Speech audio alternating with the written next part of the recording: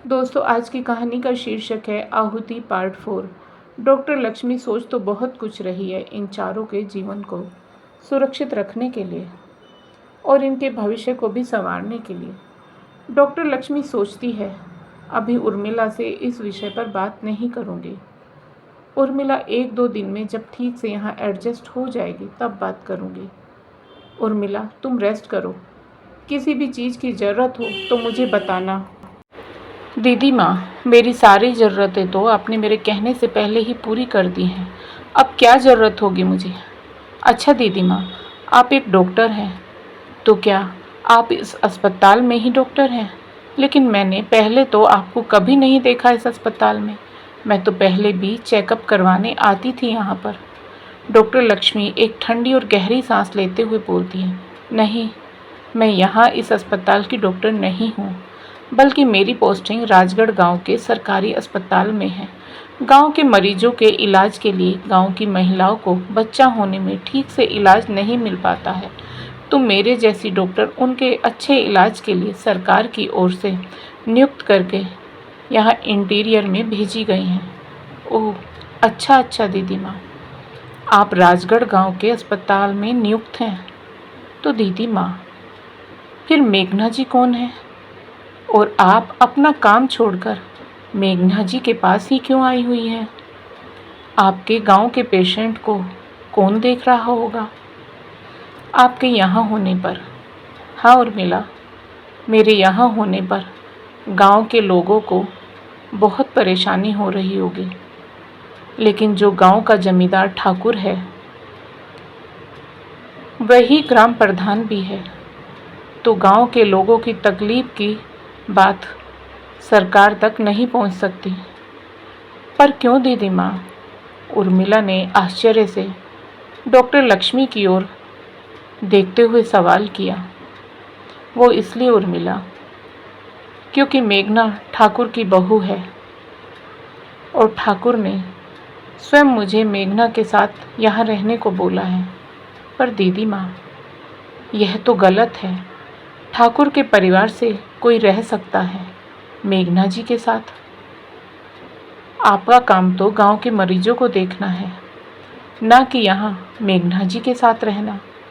जानती हूँ उर्मिला, ये मेरा काम नहीं है, मेरा यहाँ रहना गलत है, लेकिन ठाकुर के सामने किसी की नहीं चलती। ठाकुर के सामने बोलना या उसके किसी काम को ना करना मतलब मौत। ऐसा क्या दीदी माँ? क्या ठाकुर की शिकायत पुलिस में नहीं की जाती है? पुलिस भी तो ठाकुर की है उर्मिला। पर यह तो अन्याय है दीदी माँ। हाँ उर्मिला, अन्याय है, लेकिन इस अन्याय के खिलाफ कोई बोल नहीं सकता है। जो भी बोलेगा उसका जिंदा रहना मुश्किल है। तो क्या दीदी माँ, ये अन्याय यूं ही चलता रहेगा? अभी तो यही लग रहा है उर्मिला कि इस अन्याय को समाप्त करने वाला कोई नहीं है, पर मुझे उम्मीद है कि कोई तो आएगा यह सब समाप्त करने को। कब आएगा यह नहीं जानती हूँ। दीदी माँ, मेघना जी को क्या तकलीफ़ है? मैंने आपसे कई बार पूछा, लेकिन आपने मुझे कभी नहीं बताया, बल्कि हर बार टाल दिया। आखिर क्यों दीदी माँ? उर्मिला, मेघना को कोई तकलीफ़ नहीं है, तकलीफ़ तो ठाकुर को है। मैं समझी नहीं दीदी माँ। जब मेघना जी को कोई तकलीफ़ नहीं है तो वह अस्पताल में क्यों है? और ठाकुर को तकलीफ़ है तो वह अस्पताल में क्यों नहीं है? उर्मिला, मेघना को अस्पताल में मैं ही लेकर आई हूँ। पर क्यों दीदी माँ? जब उनको कोई तकलीफ़ नहीं है। मेघना की जान बचाने के लिए उर्मिला। मेघना वहाँ होती तो ठाकुर मेघना की बच्ची को जन्म लेते ही मार देता और अपनी बेटी के मारे जाने के बाद मेघना भी नहीं बच पाती। मेघना पहले भी अपनी 3 बेटियों को खो चुकी है। क्या कह रही है दीदी माँ आप? ठाकुर मेघना जी की बच्ची को क्यों मारता?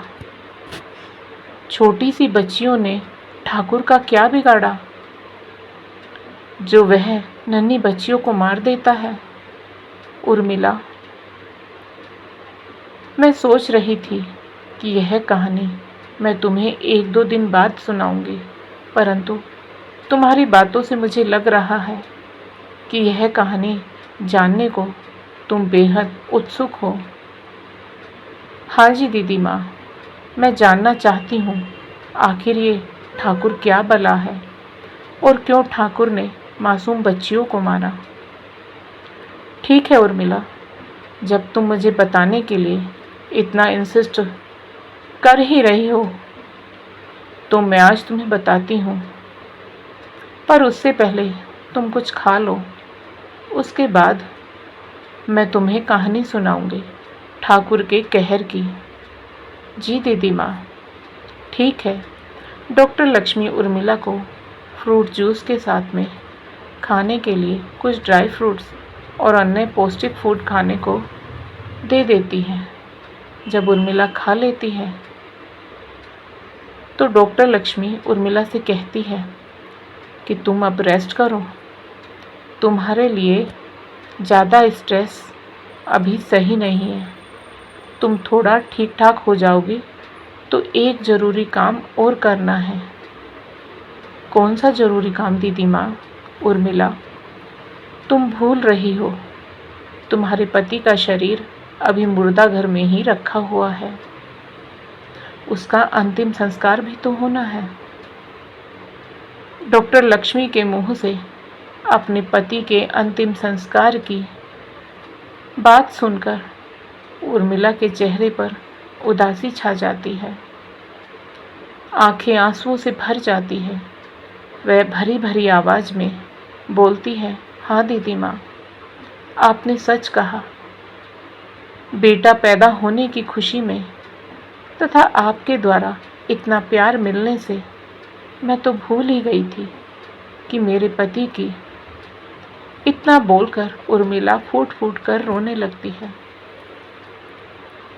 डॉक्टर लक्ष्मी उर्मिला को समझाते हुए बोलती है, मत रो उर्मिला, रोने से गया हुआ लौटकर वापस नहीं आता है, उल्टे उसकी आत्मा को भी तकलीफ होगी तुम्हारे रोने से। अब तो तुम्हें बहुत कुछ करना है जीवन में।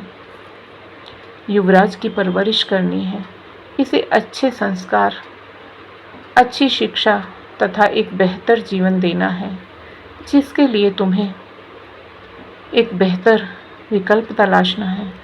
दीदी माँ, मेरी तो कुछ समझ में नहीं आ रहा है कि मैं अकेले कैसे करूँगी अपने बच्चे की परवरिश। उर्मिला, भगवान एक रास्ता बंद करता है तो दूसरा रास्ता निश्चित ही खोलता है। कोई ना कोई विकल्प मिल ही जाता है जीवन में आगे बढ़ने के लिए, और तुम्हारे लिए तो विकल्प स्वयं चलकर आया है। कौन सा विकल्प दीदी माँ? उर्मिला, विकल्प भी है, जीवन में आगे बढ़ने के लिए रास्ता भी है, किंतु रास्ता कठिन है। रास्ते को सुगम तुम्हें स्वयं बनाना है। ईश्वर हमें राह दिखाता है, उस राह पर आगे हमें स्वयं ही बढ़ना होता है, परंतु राह में कठिनाइयाँ भी निश्चित ही आती हैं। मानती हूँ दीदी, और जानती भी हूँ, परंतु कोई राह भी तो हो दीदी माँ। मुझे तो कोई राह नज़र ही नहीं आ रही है। मेरी आँखों के आगे तो अंधकार ही अंधकार है। अंधकार को हटाना होगा उर्मिला। मानती हूँ कठिनाई होगी, ये अंधकार बार बार आँखों के सामने आएगा, किंतु धैर्य से काम लेना होगा। हर बार अंधकार को हटाना होगा। दीदी माँ, मेरी कुछ समझ में नहीं आ रहा है, कौन सी राह होगी और कैसे हटेगा अंधकार। उर्मिला, तुम्हारी जिंदगी की आगे की राह मेघना के जरिए बनेगी, जो बहुत कठिन होगी। बस तुम्हें बहुत ही धैर्य और साहस से काम लेना होगा, निडरता के साथ। अच्छा, पहले तुम मुझे यह बताओ कि तुम्हें मेरे ऊपर भरोसा है ना? हाँ दीदी माँ, खुद से भी ज़्यादा भरोसा है, उस ऊपर वाले जितना। उर्मिला ऊपर की ओर इशारा करते हुए हाथ जोड़कर कहती है, यानी जितना भगवान पर है। बस उर्मिला, ये भरोसा यूं ही बनाए रखना अपनी दीदी माँ पर। कभी मन में कोई संशय आए, कोई आशंका मन में पैदा हो तो मुझे तुरंत बताना। मन के भीतर बिल्कुल मत रखना। दीदी माँ, अब तो आप ही मेरी सब कुछ है। वैसे भी मैं तो अनाथ हूँ। मेरे पति के चले जाने के बाद तो मैं नितांत अकेली हो गई थी। फिर भगवान ने आपको भेजा, युवराज के और मेरे जीवन का सहारा बनने के लिए। मेरा यह वादा है उर्मिला तुमसे, तुम्हारी दीदी माँ कभी तुम्हें कोई कष्ट नहीं होने देगी। आज से तुम मेरी मुँह बोली बेटी हो।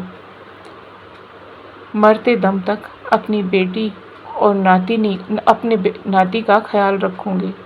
उर्मिला, मैं नहीं जानती मैं कितनी गलत हूँ, कितनी सही हूँ, पर यह जरूर जानती हूँ, ईश्वर ने किसी उद्देश्य से ही तुम्हें मेरे जीवन में भेजा है। कौन सा उद्देश्य दीदी माँ? आहुति और युवराज, मेघना और तुम, कहीं ना कहीं ये सब कड़ियाँ एक साथ जुड़ती हैं, या फिर जुड़ने के लिए ही बनी है। दीदी माँ, अब आप पहेली मत बुझाओ। आपकी उर्मिला इतनी समझदार नहीं है जो पहेलियों को समझ सके। तो ठीक है उर्मिला, लगता है तुम्हें बताने का समय आ गया है। बाद में फैसला तुम पर है, तुम जो चाहो। पर बस मैं इतना कहूँगी कि 2 जिंदगी को बचाने का और 2 जिंदगी को संवारने का जरिया केवल तुम हो, केवल तुम। दीदी माँ, आपने मुझे बेटी बोला है, तो अपनी बेटी पर भरोसा रखो। डॉक्टर लक्ष्मी गहरी लंबी सांस लेती है और फिर उर्मिला को बताना शुरू करती है अपना प्लान। डॉक्टर लक्ष्मी जैसे जैसे प्लान बताती जा रही है, वैसे वैसे उर्मिला के चेहरे के हाव भाव बदलते जा रहे हैं। आंखों में आंसू है, किसी के प्रति चेहरे पर रोष भी है। जब डॉक्टर लक्ष्मी उर्मिला को पूरा प्लान समझा देती है, तो उर्मिला डॉक्टर लक्ष्मी की ओर देखते हुए बोलती है, दीदी माँ, आपका प्लान खतरनाक है, बहुत खतरा है वहाँ, पर जिसने अपने खून को नहीं बख्शा, कभी अगर भेद खुल गया तो वो मुझे और मेरे बेटे को। उर्मिला, यदि तुम्हें जरा भी भय लग रहा है तो तुम ना कर सकती हो। मैं मेघना और उसकी बच्ची को लेकर कहीं अनजान जगह चली जाऊंगी। तुमसे कोई शिकायत ना होगी मुझे। नहीं नहीं दीदी माँ, मुझे बिल्कुल भी भय नहीं लग रहा है और मैं हर कीमत पर तैयार हूँ आपका साथ देने को। उर्मिला पूर्ण आत्मविश्वास से लबरेज होकर बोलती है। तो बस फिर उर्मिला, आज ही अपने खाने पीने का विशेष ख्याल रखो। जल्दी से स्वस्थ मन और स्वस्थ तन के साथ हम एक नए अंदाज में एक नई ज़िंदगी को जीने के लिए एक नए सफ़र पर चलना होगा, जिसके लिए मन और तन का स्वस्थ होना अति आवश्यक है। जी दीदी माँ, मैं समझ गई हूँ। अच्छा उर्मिला, अब तुम आराम करो, मैं भी अस्पताल चलती हूँ मेघना के पास, और तुम्हारे पास जमुना दाई को भेज देती हूँ। जी दीदी माँ, ठीक है। डॉक्टर लक्ष्मी आज थोड़ा रिलैक्स महसूस कर रही हैं। उर्मिला को अपना पूरा प्लान समझाकर डॉक्टर लक्ष्मी को पूरा विश्वास हो गया था कि अपने प्लान के जरिए हम मेघना और उसकी बेटी आहुति को बचाने के साथ साथ युवराज और उर्मिला को भी एक बेहतर जीवन दे सकेंगे। खतरा तो अवश्य है, किंतु इसके अलावा कोई और रास्ता भी तो नहीं है। डॉक्टर लक्ष्मी अस्पताल में मेघना के पास जा रही है। जाते जाते यही सोच रही है कि मैं भी कैसी डॉक्टर हूँ। मुझे कहाँ तो गांव के लोगों की सेवा, उनके इलाज के लिए सरकार की ओर से भेजा गया था, कहाँ मैं केवल ठाकुर की गुलाम बनकर रह गई हूँ। खैर कोई बात नहीं, इसमें भी भगवान की मर्जी होगी। अब तो मैं चाह कर भी मेघना, उर्मिला और इनके बच्चों को छोड़कर नहीं जा सकती हूँ। अस्पताल में मेघना के पास पहुंचकर डॉक्टर लक्ष्मी मेघना के हालचाल पूछती है, आहुति को प्यार करती है। फिर मेघना की ओर मुखातिब होते हुए बोलती है, आज उर्मिला को डिस्चार्ज मिल गया है। उर्मिला और उसके बच्चे को रूम पर शिफ्ट कर दिया है। खाने पीने की सब व्यवस्था कर दी है। डॉक्टर दीदी, आप कैसी हैं? आज तो चेहरे पर कुछ चमक सी दिख रही है, चिंता की लकीरें नहीं हैं। क्या बात है डॉक्टर दीदी? बताती हूँ मेघना। पहले अपनी आहुति को प्यार तो कर लूँ। कैसी है मेरी आहुति? फिर डॉक्टर लक्ष्मी जमुना दाई से कहती है, जमुना दाई जरा दरवाज़ा बंद कर देना। जमुना दाई उठकर दरवाज़ा बंद कर देती है। जमुना दाई, आप भी बैठो, आप दोनों को प्लान समझाती हूँ। हमारा आगे का प्लान क्या होगा? जमुना दाई और मेघना डॉक्टर लक्ष्मी के चेहरे पर नज़रें गड़ाए हुए देख रही हैं। डॉक्टर लक्ष्मी गला खंकारते हुए कहती है, हाँ तो मेघना, प्लान यह है कि ठीक 25 दिन बाद आप अस्पताल से डिस्चार्ज होकर घर जाएंगे। आपकी गोद में उर्मिला का बेटा युवराज होगा। लेकिन डॉक्टर दीदी, आहुति कहाँ होगी? मेघना, आहुति होगी उर्मिला की गोद में। उर्मिला एक नर्स बनकर हमारे साथ जाएगी, जो कि अस्पताल से भेजी जाएगी आपकी और युवराज की देखभाल के लिए। ठाकुर से यही कहा जाएगा कि आप दोनों की कुछ साल रेगुलर दवाइयाँ और इंजेक्शन चलेंगे, जो टाइम टू टाइम देनी होगी और जो एक ट्रेंड नर्स ही कर सकती है। और साथ ही जमुना दाई हर चीज़ पर नज़र रखते हुए दोनों बच्चों का ख्याल रखेगी। लेकिन डॉक्टर दीदी, यह सवाल भी तो उठ सकता है, इतने छोटे बच्चे वाली नर्स ही क्यों? कोई और अविवाहित नर्स नहीं थी क्या इतने बड़े अस्पताल में? हाँ मेघना, मैंने भी इस बात पर विचार किया और निष्कर्ष यह निकाला कि हम यही बताएंगे कि एक उर्मिला ही है जो सबसे अच्छी नर्स है और युवराज भी उर्मिला से अटैच्ड हो गया है। उर्मिला ही युवराज को अच्छी तरह से संभाल सकती है। लेकिन डॉक्टर दीदी, आहुति मेरा दूध पीती है और युवराज उर्मिला जी का, तो फिर हम कैसे? मेघना, उर्मिला आपके साथ ही रहेगी, दिन में भी रात में भी, क्योंकि छोटे ठाकुर तो रात में घर कभी आते ही नहीं हैं और दिन में घर होते हैं तो सोते रहते हैं। मेघना, मैं माँ तो नहीं बनी, लेकिन मैं इतना ज़रूर जानती हूँ, जो एक बार माँ बन जाती है वह दूसरी माँ की ममता को बहुत अच्छी तरह से समझती है। और आप दोनों माँ हैं, दोनों मिलकर बच्चों की ऐसे परवरिश करें कि पता ही न चले कि कौन सी किसकी सगी माँ है। मेघना, तभी आपकी और आहुति की, मेरी और जमुना दाई की जान बच सकती है। 4 जानों को बचाने की जिम्मेदारी आपके और उर्मिला के जिम्मे है। जानती हो मेघना, ये कोई इत्तेफाक नहीं है जो उर्मिला हमें इस स्थिति में अस्पताल में मिली। ये भगवान का कोई इशारा है। अब से पहले तो मैं यही सोच रही थी कि आपको, आहुति को और जमुना दाई को लेकर कहीं दूर चली जाऊंगी, लेकिन उर्मिला के मिल जाने से और उसके हालात देखने पर मुझे यही लगा कि क्यों ना एक प्लान बनाया जाए जिससे सांप भी मर जाए और लाठी भी ना टूटे। डॉक्टर दीदी, आपने जो सोचा ठीक ही सोचा होगा। मैं तो बस ये चाहती हूँ कि मेरी बच्ची सुरक्षित रहे, चाहे मेरी गोद में रहे, चाहे उर्मिला जी के आंचल में रहे। बस इसको माँ की ममता मिलती रहे। जमुना दाई, आप कैसे चुपचाप बैठी हो? आप भी तो कुछ बोलो। मेरा प्लान सही है ना? इस तरह से ही हम सब अपने आप को बचा सकते हैं। हाँ डॉक्टरनी जी, बिल्कुल सही कहा आपने। ये तो भगवान ने हमारी अच्छी सुनी, नहीं तो मुझे तो बड़ी फिक्र थी कि क्या होगा।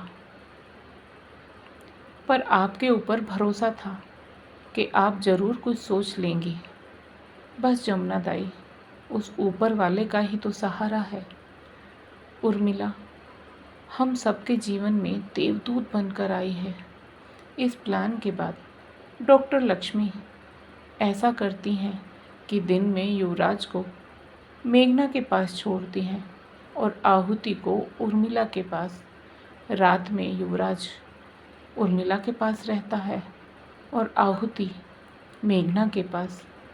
डॉक्टर लक्ष्मी एक दिन मेघना से कहती है, मेघना, तुम और उर्मिला देवकी और यशोदा की भांति हो। जैसे कंस के डर से वासुदेव कन्हैया को यशोदा माता के पास छोड़ आए थे और यशोदा मैया की कोख से जन्म लेने वाली योग माया को लाकर देवकी की गोद में दे दिया था। जिस योग माया का वध कंस ने अपनी शक्ति के अहंकार के चलते पत्थर पर पटक कर करना चाहा था और योग माया कंस के हाथ से छूटकर आकाश में चली गई थी और वहीं से योग माया ने आकाशवाणी करी कि तुझे मारने वाला गोकुल धाम में है। ऐसे ही ठाकुर का अहंकार समाप्त करने वाली उसके ही घर में पलेगी और ठाकुर के पाप कर्मों की आहुति देगी। इसी तरह से 1 महीना बीत जाता है। मेघना का अस्पताल से डिस्चार्ज होकर वापस हवेली जाने का समय आ ही जाता है। डॉक्टर लक्ष्मी ने फ़ोन के द्वारा ठाकुर को सूचना दे दी है। ठाकुर ड्राइवर के साथ बड़ी गाड़ी लेकर अस्पताल पहुंच चुका है। डॉक्टर लक्ष्मी को अंदर ही अंदर घबराहट तो हो रही है। डॉक्टर लक्ष्मी ठाकुर से हिम्मत करके कहती है, ठाकुर साहब, अस्पताल के डॉक्टर आपसे मिलना चाहती हैं, आप उनसे मिल लीजिए। और ठाकुर साहब, अस्पताल के सभी बिल्स भी। हाँ ठीक है डॉक्टर, तुम डिस्चार्ज की तैयारी करवाओ। हम पहले डॉक्टर साहिबा से मिल लें, उसके बाद पेमेंट कर देंगे। ठाकुर डॉक्टर रमा से मिलने उनके ओपीडी रूम में पहुंच जाता है। डॉक्टर रमा ठाकुर को सामने पड़ी कुर्सी पर बैठने को कहती है।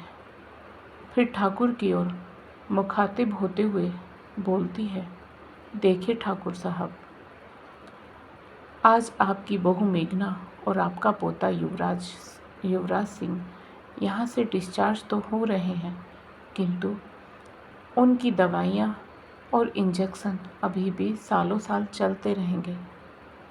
आप कहें तो मैं अपने स्टाफ की भरोसेमंद नर्स उर्मिला को आपकी बहू के साथ भेज देती हूँ, क्योंकि माँ बेटा को मेडिसिन और इंजेक्शन बिल्कुल सही समय पर देनी होगी। यदि 2 मिनट भी देरी हुई तो पिछली दवाइयों का असर भी समाप्त हो जाएगा और प्रॉब्लम रिपीट हो जाएगी। ठाकुर साहब, आपको नर्स को साथ ले जाने में कोई आपत्ति तो नहीं है? डॉक्टर साहिबा, जिसे भेजना है भेज दो। बहुत बड़ी हवेली है मेरी, हमें कोई दिक्कत नहीं होगी नर्स के वहाँ रहने में। बस हमें हमारा पोता और बहू ठीक ठाक और स्वस्थ देखने हैं। ठाकुर साहब, एक दिक्कत और है। नर्स उर्मिला की भी छोटी बच्ची है, वह बच्ची भी अपनी माँ के साथ रहेगी। तो आपको कोई? नहीं डॉक्टर साहिबा, हमें कोई दिक्कत नहीं है। बस हमारे पोते का ध्यान ठीक से रखें। बाकी चाहे अपनी बेटी को साथ लेकर चले या पति को साथ लेकर चले। ठाकुर अस्पताल की पेमेंट आदि करने के पश्चात उन सभी को कार में बैठने का आदेश देता है। उर्मिला को तो ठाकुर को देखकर ही घबराहट होने लगी है। उर्मिला मन ही मन सोच रही है कि ये ठाकुर तो देखने में ही इतना खतरनाक है। ऐसे खतरनाक व्यक्ति की हवेली में कैसे रह पाऊंगी मैं? हे ईश्वर, मुझे हिम्मत और हौसला दे ताकि मैं दीदी माँ के द्वारा सौंपे गए कार्य को बिना किसी डर के धैर्य और साहस के साथ पूर्ण कर पाऊँ। तो दोस्तों, आज के पार्ट में बस इतना ही। आगे की कहानी अगले पार्ट में। दोस्तों, कहानी का आज का पार्ट आप सभी को कैसा लगा, कृपया कमेंट करके अवश्य बताएं। और यदि अच्छा लगा हो तो कहानी को लाइक करें, शेयर करें और साथ ही जिंदगी सरिता हिंदी स्टोरी चैनल को सब्सक्राइब करें। फिर मिलेंगे दोस्तों एक और नए पार्ट को लेकर, परंतु अगला पार्ट तभी आएगा जब आप लोग कमेंट करके बताएंगे कि आपको अगले पार्ट की प्रतीक्षा है और आप पार्ट 5 सुनना चाहते हैं। राधे राधे प्यारे दोस्तों।